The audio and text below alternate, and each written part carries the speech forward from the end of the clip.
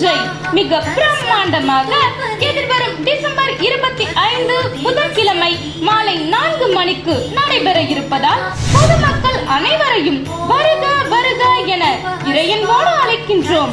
அனைவரும் வருக, அம்மனருள் பெருக.